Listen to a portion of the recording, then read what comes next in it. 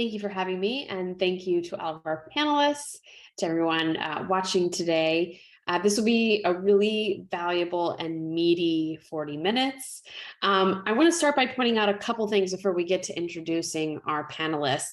The first is that just how much company meaning matters to employees. So according to a McKinsey report, is from the spring of 2021, almost 50% of workers said that COVID had them thinking about more deeply about their jobs, and what they were looking for is meaning. 70% said that their sense of purpose comes from their work. On top of that, more recently, according to the 2022-2023 Mercer Global Talent Trends report, 96% of workers globally expect their company to pursue a sustainability agenda. 96%. So employers who can tie the experience of working at their company to the social and environmental good will definitely have the advantage when it comes to attracting new hires. And that's what our panelists will, of course, be talking about today. So I'd like to begin by having our panelists introduce themselves, very briefly, tell us who you are, where you work, and give us a sentence about what you do there. We'll start with Jennifer at Iron Mountain. Hi, I'm Jennifer Cartono. I'm at Iron Mountain, and I'm the head of organizational strategy and development of people. Thanks, Jennifer. Judith. Pleasure to see everyone. Judith Almendra. I work at TTEC, we're a customer experience organization, and I have responsibility for human capital and talent acquisition for the business globally. Jason. Hello, everyone. Jason Serrato. I'm a senior director on the product team at Eightfold AI. We are an HR technology company helping people find the right career for everyone in the world. Laura. Hi, everyone. My name is Laura Donahue. I lead corporate social responsibility at CarMax, as well as our ESG practice. And within my team, I have diversity and inclusion, our corporate foundation and community relations, and a couple of other functions. Thanks. And last but not least, Megan. Hi, everyone. I'm Megan Trotter. I'm at Zendesk, and I lead our social impact and sustainability efforts, and also a lot of the ESG components as well. Thank you guys so much. All right, let's get to it. Laura, I want to start with you because I know that you have been working on a project over the last couple of years. Specifically, you started a CSR program from scratch. So let's start at the beginning. Why did you decide to start CSR at CarMax? And give us a little bit about what it took to get going. Sure. So CarMax, from our founding, was founded on a basis of bringing integrity to the used car business. And so we had it kind of in our DNA that this was how we went to market, this is how we operated, but we didn't have any organized strategy around both having a positive social impact and contributing to long-term sustainable growth. So as the company matured, we had a number of different areas of the organization that were doing a lot of this great work, whether it was our energy team on EH&S, our community relations team, foundation, diversity and inclusion, but those work streams weren't aligned around a set of cohesive strategies.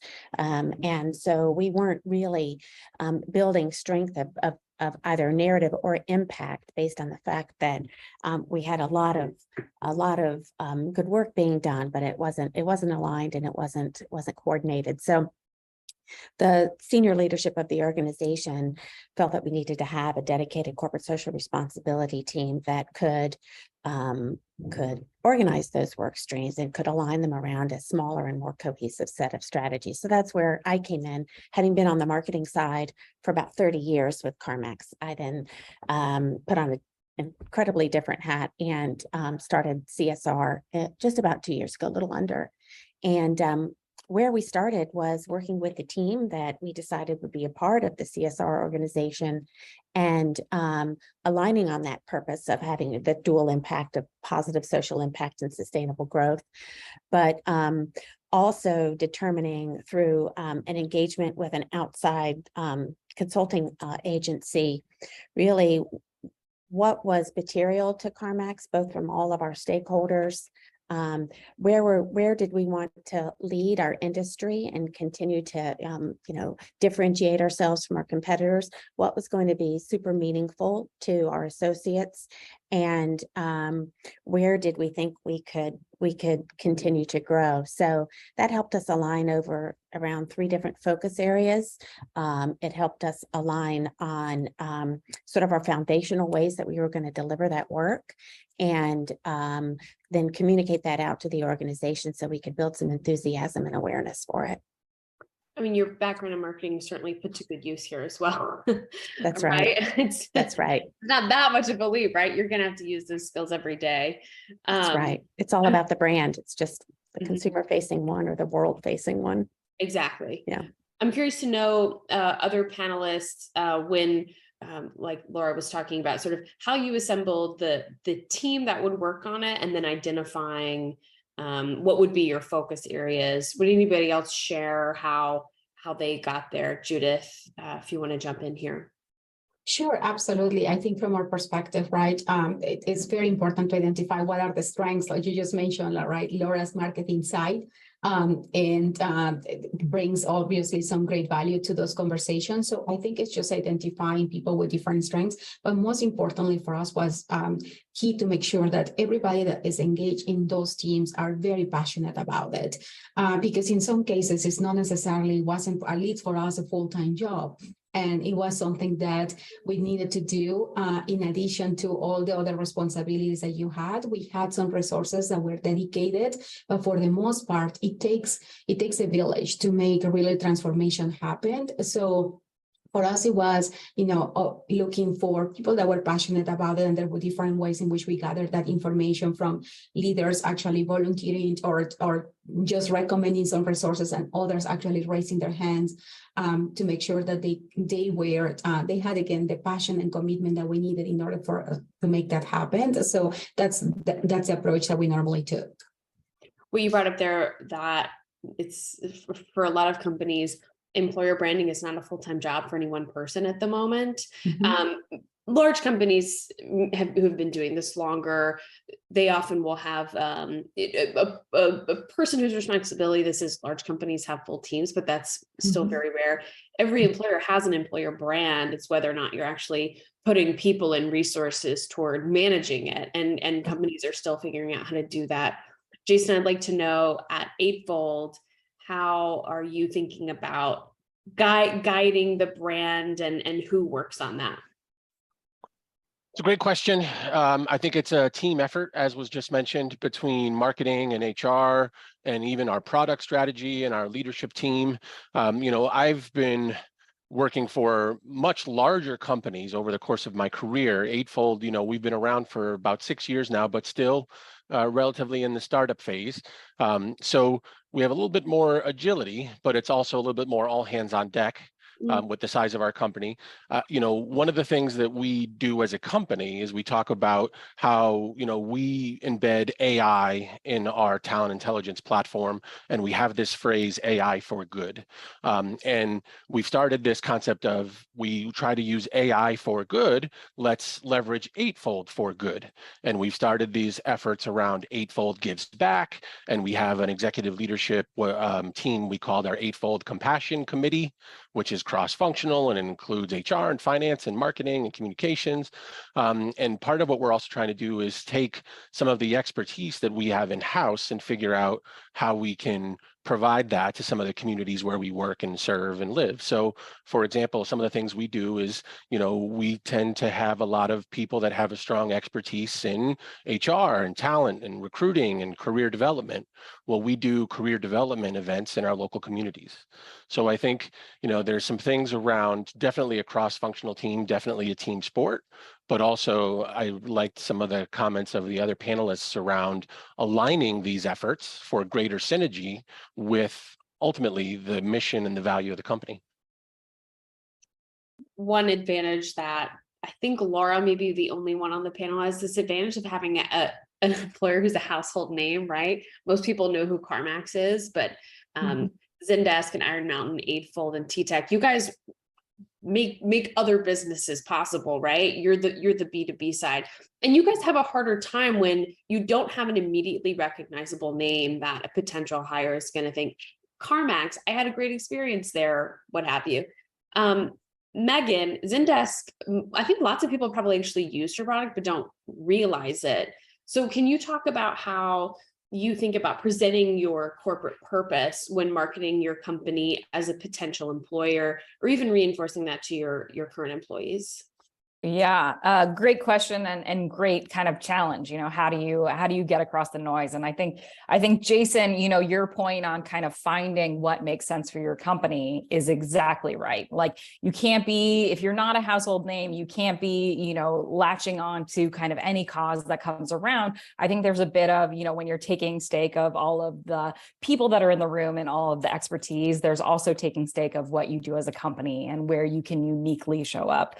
So for Zendesk, we're a customer service software company, and that's where we can really make a difference, right? We can do that through giving our products to nonprofits and enabling them to do really innovative, cool things within our products, or we can train underrepresented groups in our technology to kind of move folks from traditional customer service jobs to lifelong careers in customer experience. But I think, you know, kind of really understanding where is your unique swim lane and really sticking to that and having that consistent message of, you know, we are about great customer experience, whether that's in our products, whether that's in how we show up for impact, whether it's in all of these things, and just staying really, really consistent in that messaging.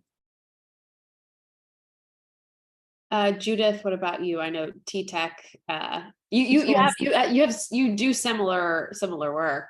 Yes, very similar. And I think, and I couldn't agree more with what Megan was saying. I think it's important to define what are the areas that you're going to be focusing on. For us, a lot of our work is around education and supporting the communities where we are operating, and supporting those communities with underserved groups that don't have access to the education that they need, children for the most part.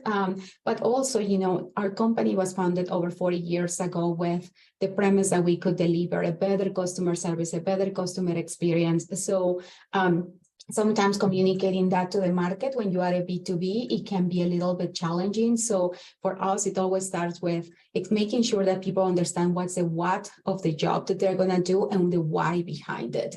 So when you have the what and the why clearly defined, whether it's in your marketing materials, in your website, in the stories that you are telling to the market, is kind of like how you start getting interest from candidates that otherwise may not consider you. As you mentioned, Emily, so important in today's world.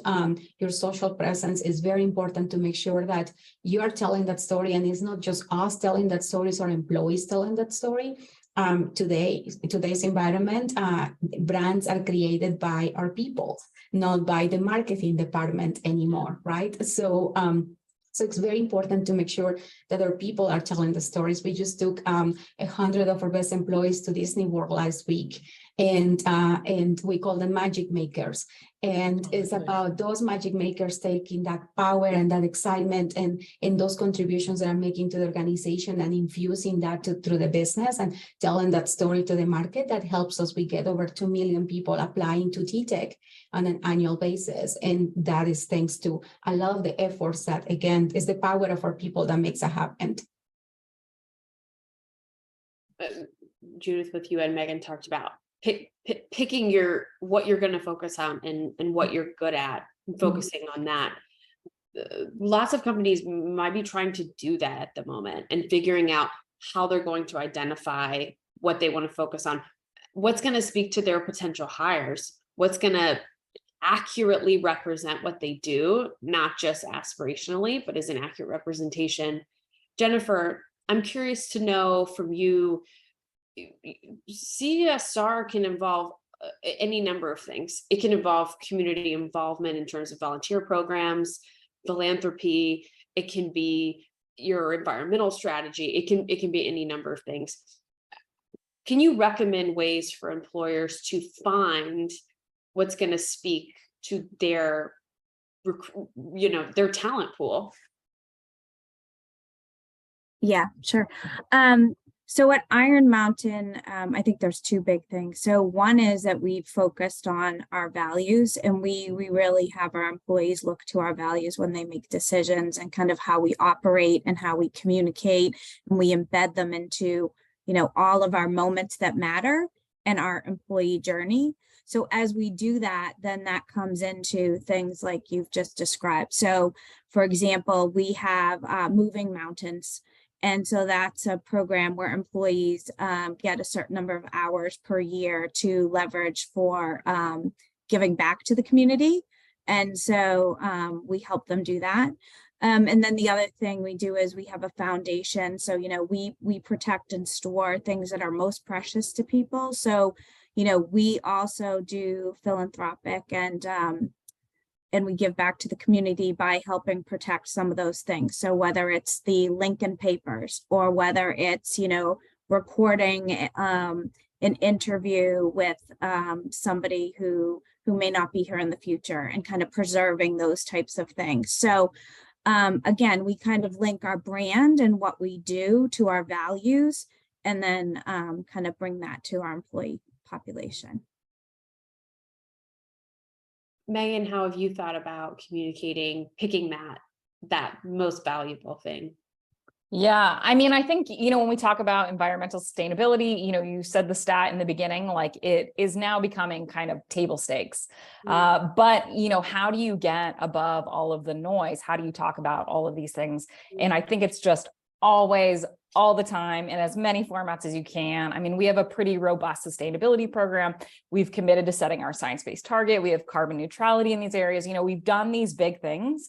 And it is amazing to me that even within our employee base, even though we're loud and proud and talk about it all of these places, that I'll meet employees that didn't even know we had a sustainability program. And these are employees that are within Zendesk.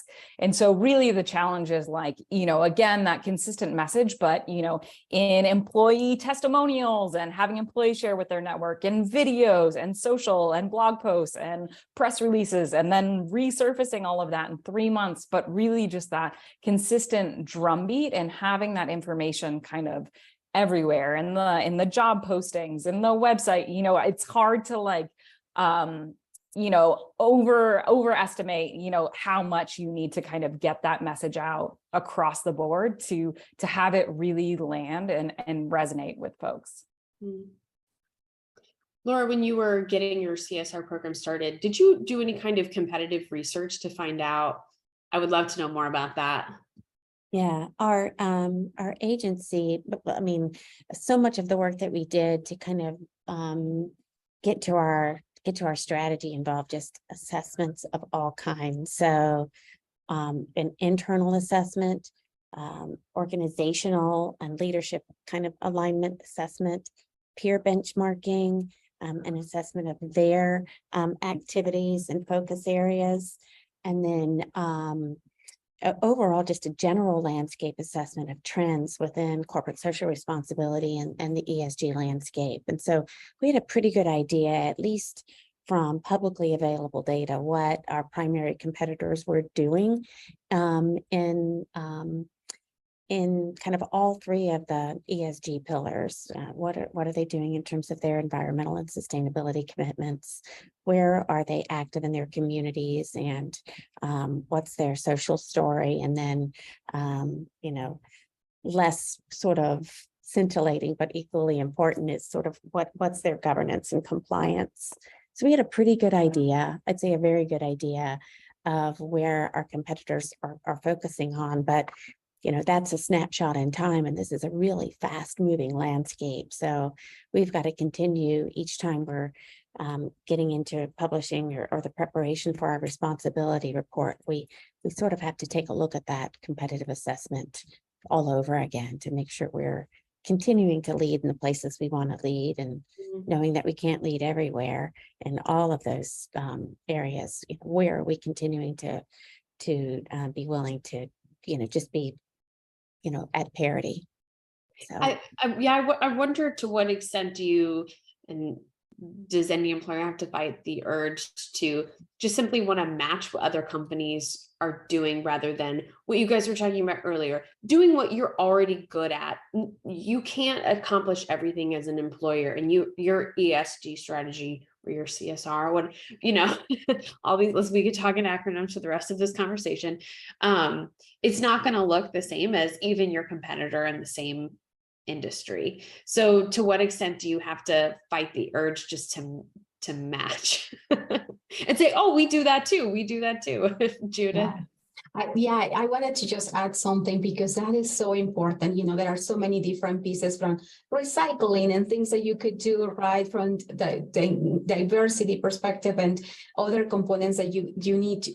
We wanted to make sure that we had not only that we focus on the areas that we thought that were important, but also that our employees were passionate about. So going back to the event that we had last week, what we did was a workshop where we put like, these are 10 different initiatives related to our ESG efforts and environmental, social, and governance. And what we did was put every single one of the tables with every single one of those efforts to discuss them and almost pitch them to our executive team, almost like a Shark Tank, where we wanted to decide, okay, are these the areas where we want to focus on? Because these were 100 of our most influential people in the business, and not influential from the leadership or title perspective, really influential across organizations. We had employees from all over the world, from Africa, Latin America, Europe, and just being able to see what was their perspective as well, because sometimes what we understand as important, it may not necessarily be the case in certain geographies and things like that. So it was really instrumental for us to get that value as we define, okay, what are the areas we're going to be focusing in the rest of the year and going into 2024.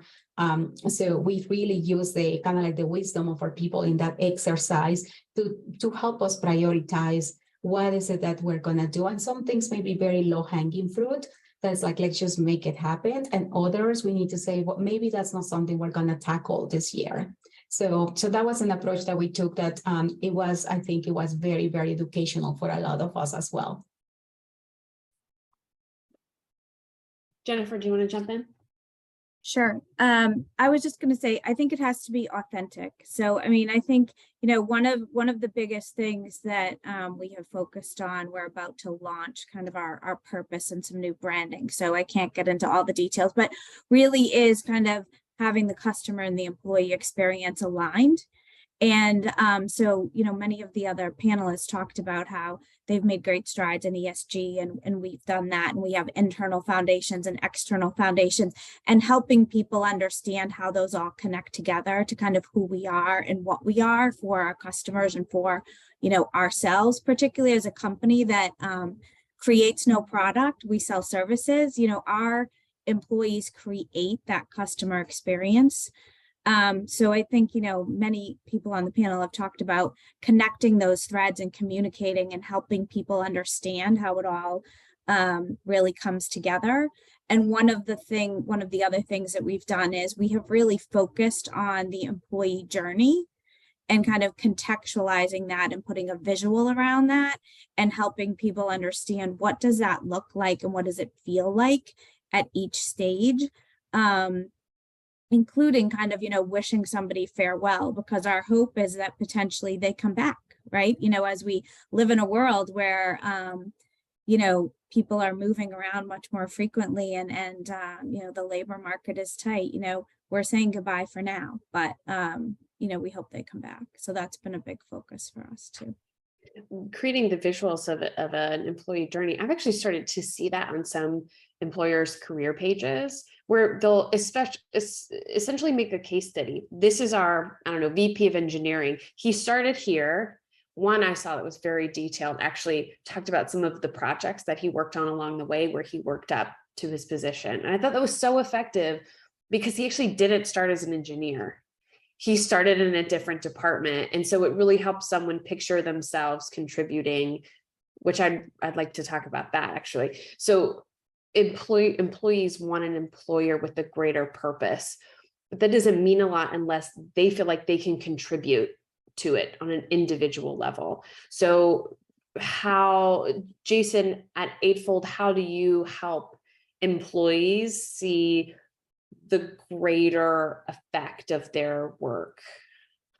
So I think that's a big part of how our product is designed, but I want to go back and double click on something you said, Emily, when you were talking about the example you saw on someone's career page. You talked about the journey and this person's path to this executive role, but the words you used was projects, not necessarily jobs.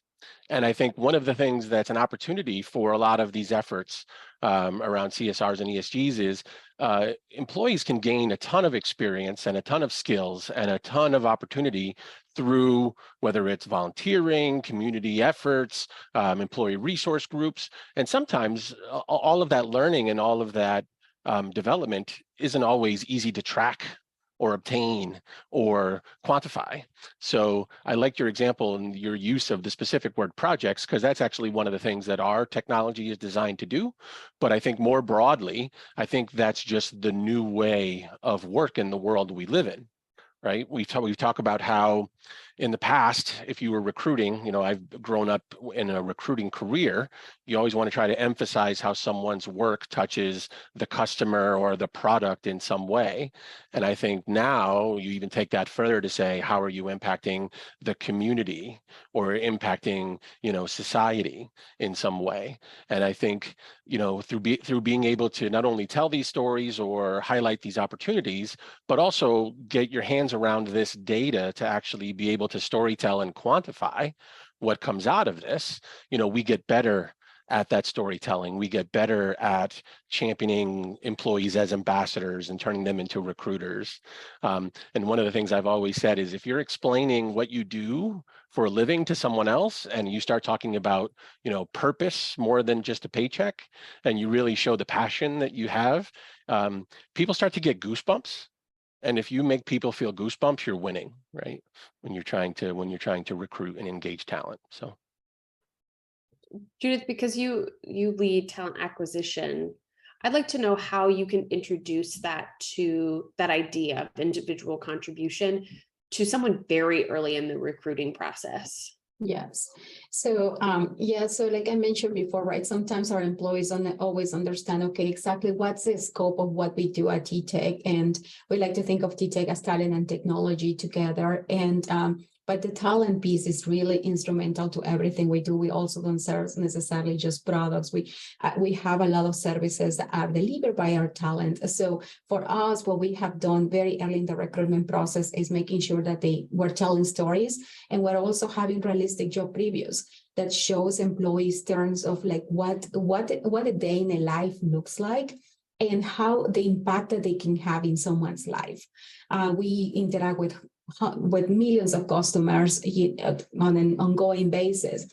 So they have an opportunity to touch the life of someone that's going through a difficult time with their mortgage, with their healthcare, with their service provider, whether it's, a credit card, any type of service. So for us to be able to make sure that we can make that connection between what the employee is going to be doing and how it's going to impact the lives of different customers is very important. And also we have people that are part of organization that have been for a while that tell that story very early in the onboarding process.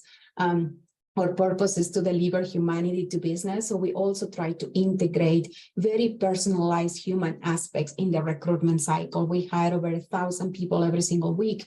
So when you do it at a scale, it's very easy to desensitize the process. So for us, it's important to make sure that they stay connected. So using some of the technology that is available to understand who you are as an individual, what's important to you. So we have a little avatar that is called Louis.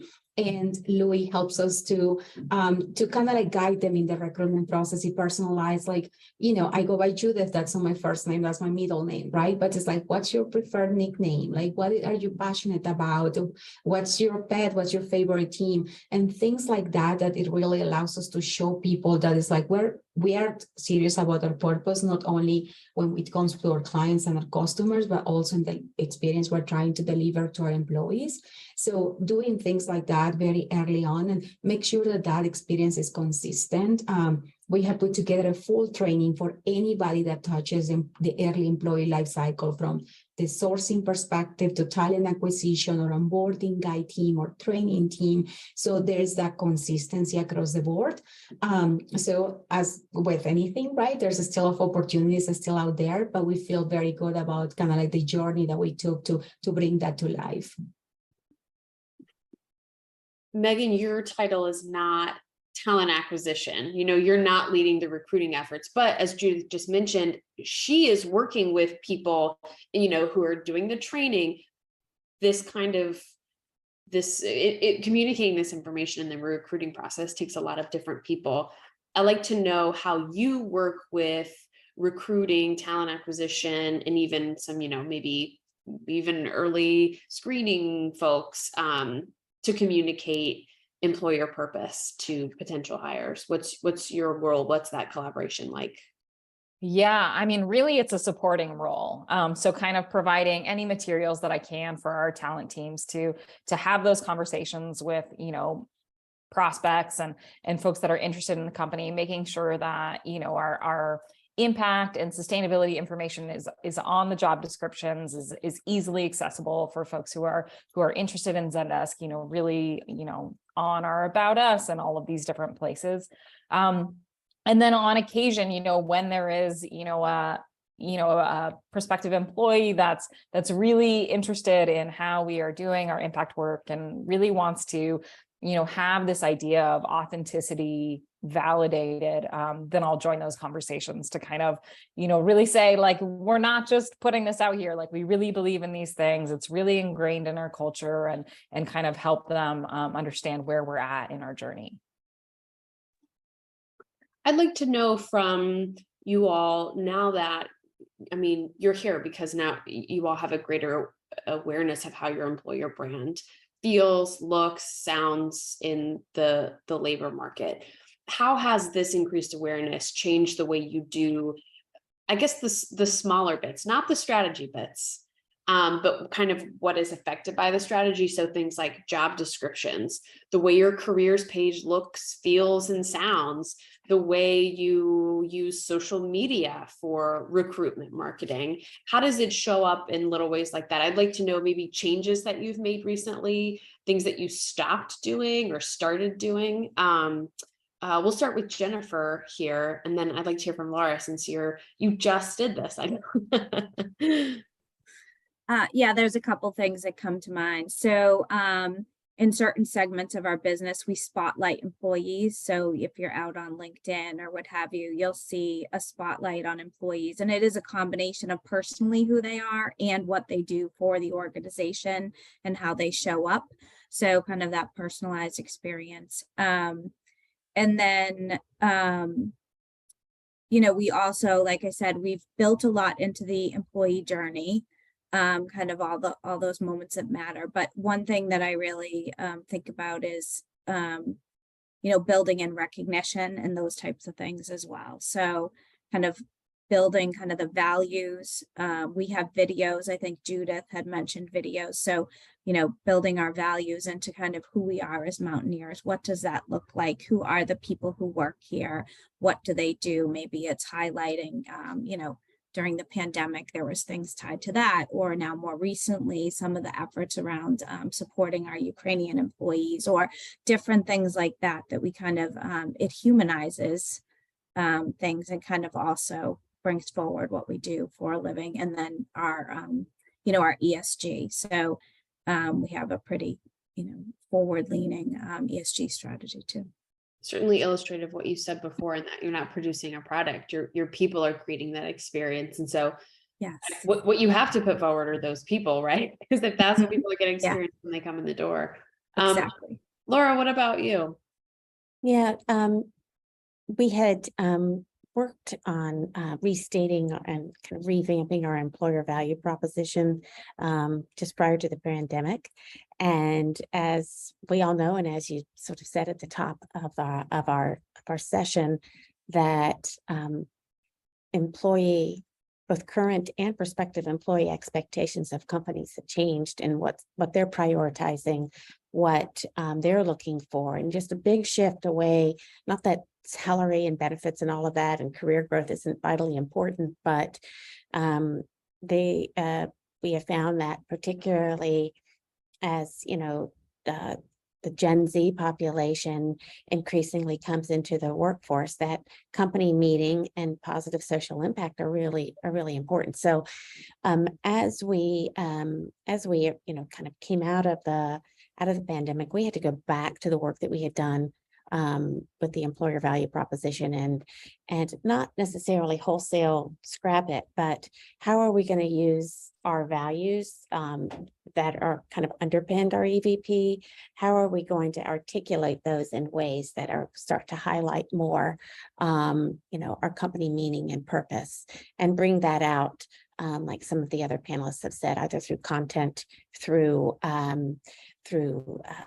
imagery, through graphics on our career site, and then also making sure that for associates we're and prospective and current, that there's a easy access and familiarity with our responsibility report, which really dives into you know, all of the work that we're doing in those areas pretty deeply. You mentioned young folks being particularly valuing this type of work. Not to overgeneralize too, because I mean, I think that there's, sure, right. It's just you can't ignore that there are, you know, generational shifts in preferences and priorities that are changing the workplace. Yes. Oh, you're absolutely right. Yeah. I think most people, I mean, the 96% of employees globally that the stat from, I think it was Mercer. I mean, that's not just Gen Z. Yeah. That's everybody expecting an environmental impact or sustainability, excuse me. Something that workers can smell a mile away is a lie. Yeah. and just misrepresentation of what a company is good at, and that's going to be a huge turnoff. So how can companies talk about what they're good at and the impact that they're making without looking too self-promotional, right? If it feels too difficult, you're supposed to self-promote, but not too much. How do you balance promoting your good work and then simply getting on with it? Jason, what do you think about this? How do you strike this balance? Yeah, I think it's a great point, and I think some of it was mentioned earlier. I think it's not as effective to just highlight initiatives or partnerships or programming. It's speaking in outcomes and also modeling behaviors. And I think if you're thinking more around the outcome and the impact more than just the awareness or the marketing, you know, that's not promotional. It's facts, it's numbers, that's, you know, the results of what you've been able to accomplish. But also, I think as a result of that, it gives you an opportunity to either highlight or to maybe enable people to model some of those behaviors. So why do we do this? Or why is this important to us? Or how does this display or explain our company values? And here's how this extends out through all of these initiatives and partnerships and all these other things. I think it really becomes more of speaking in outcomes and behaviors more than just logos and labels. You mentioned modeling. I'm curious to know at CarMax, since this is newer to your organization, have you seen a change in the way your employees behave? Do you see the company values manifested more strongly? Do you think this has had an effect on your current workforce? I certainly think that it's you know, it's given our workforce something to sink their teeth into, you know, where we have our overall CSR narrative, but then we have all of the disclosures that come along with that really back up that narrative with facts. But we also, our associates have really enjoyed having a voice in where our foundation and our philanthropy is targeted. And so we've long really enjoyed that engagement from our associates through our the way that we approach team builders and the way that we approach associate choice and directing funds, both in our CarMax Cares Month and in on Giving Tuesday. So we have a lot of engagement in aspects of our CSR that have already, we kind of step into this broader effort around CSR and ESG with a bit of credibility already built in with our associate base, because they've seen us as an organization act and behave in that manner, where their voice really matters, and that goes a long way. Yeah. We don't have a lot of time left, but I do want to get to one more question, which very much has to do with the insincerity or sincerity of being able to talk about your company purpose. Is when you have potential hires coming to you, asking you about, I don't know, CarMax's philanthropy practice is well developed. Let's say someone else's isn't. If they say, hey, I care about philanthropy, what do you do about this? Or I care about community investment in STEM programs, what do you do about this? Megan, how do you prepare your talent acquisition team to address what you don't do? Yeah, great question. I mean, this is, I don't think that we've seen a ton of this on the talent acquisition side, but we hear this from our employees of like, you know, I really care about X thing, you know, why aren't we doing anything about that? And I think it goes back to having that really clear, you know, laser focus on what you're really good at, you know, and doing that really well. And just being really transparent. Like, we can't do everything. We can't boil the ocean, but we know that we can uniquely show up in a really powerful way and make a tangible impact in this direction. And so this is what we focus on. And then really just, you know, kind of guiding the conversation back to where we can uniquely show up. Well, I want to thank all of you so much. This has been really valuable. Jason, Jennifer, Laura, Megan, and Judith. You've been so generous with your time and with your expertise. So thank you very much. And I'm going to turn it back over to Steve with From Day One.